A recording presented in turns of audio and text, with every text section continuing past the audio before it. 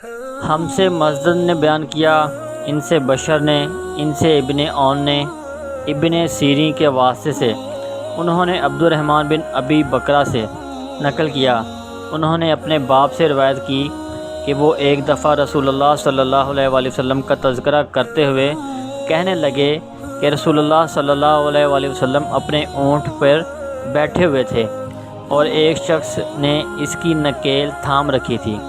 آپ صلی اللہ علیہ وآلہ وسلم نے پوچھا، آج یہ کون سا دن ہے؟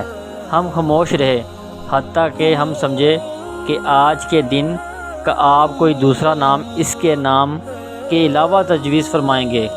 پھر آپ صلی اللہ علیہ وآلہ وسلم نے فرمایا، کیا آج قربانی کا دن نہیں ہے؟ ہم نے عرض کیا، بے شک۔ اس کے بعد آپ صلی اللہ علیہ وآلہ وسلم نے فرمایا، یہ کون سا مہینہ ہے؟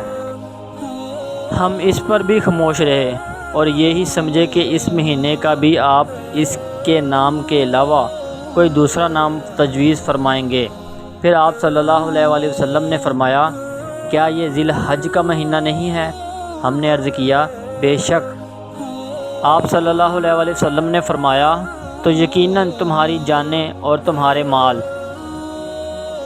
اور تمہاری آبرو تمہارے درمیان اسی طرح حرام ہیں جس طرح آج کے دن کی حرمت تمہارے اس مہینے اور اس شہر میں ہے۔